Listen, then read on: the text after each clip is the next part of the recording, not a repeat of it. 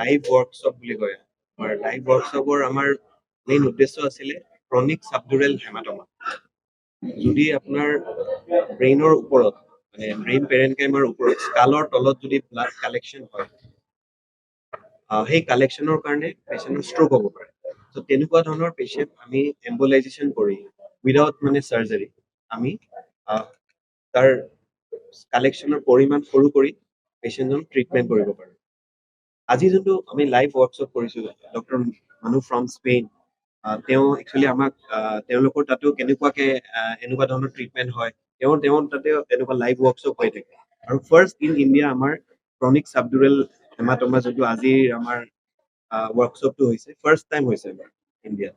ত' আমি ভাবিছোঁ যে এনেকুৱা ধৰণে আমি দেখাই এৱেৰ যদি কৰিব পাৰোঁ যে ইণ্টাৰভেনশ্যনৰ থ্ৰুদিও আমি বহুত ট্ৰিটমেণ্ট কৰিব পাৰোঁ।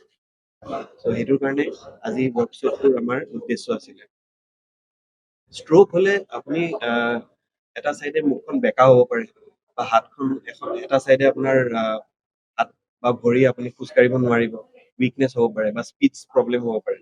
দেন ইমিডিয়েটলি সময় নষ্ট নকৰাকৈ আপুনি হস্পিটেলত আহিব লাগে। আৰু এনেকুৱা এখন হস্পিটেলত আহিব লাগে য'ত ষ্ট্ৰোক ট্ৰিটমেণ্ট হয় আৰু এই ইণ্টাৰভেনশ্যন ট্ৰিটমেণ্ট হয়। কাৰণ ইণ্টাৰভেনশ্যন ৰেডিঅ'লজি যোনটো ব্ৰাঞ্চ, এই ব্ৰাঞ্চত তাৰমানে কোনো কটা চিঙা নকৰাকৈ আমি ট্ৰিটমেণ্ট কৰিব পাৰোঁ। যদি নলী এডাল ব্লক হৈ গ'ল, পেচেণ্ট এজন এটা চাইডে দুৰ্বল হৈ গ'ল, তেতিয়া ইমিডিয়েটলি আহিলে আমি যিটো কাৰণত ব্লক হৈছে সেই কাৰণটো আমি ঠিক কৰিব পাৰোঁ।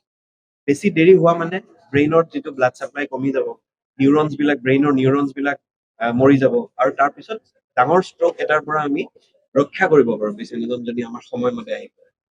লাইফষ্টাইল চেঞ্জ কৰাটো বহুত দৰকাৰ। ষ্ট্ৰোক আপোনাৰ যদি লাইফষ্টাইল এটা বয়সৰ পিছত আফটাৰ 30 যদি আপুনি ডেইলি এক্সাৰচাইজ, খোৱা লোৱা যদি আপুনি হাই ইনটেক অফ অইলি থিংছ মানে আপোনাৰ জাংক ফুড আৰু কোনো এক্সাৰচাইজ নাই আৰু ডায়েবেটিছ হৈছে, আপোনাৰ প্ৰেছাৰ হৈছে, তেনেহ'লে ষ্ট্ৰোকৰ পৰিমাণ বহুতখিনি বেছি বাঢ়ি যায় ষ্ট্ৰোক হোৱা।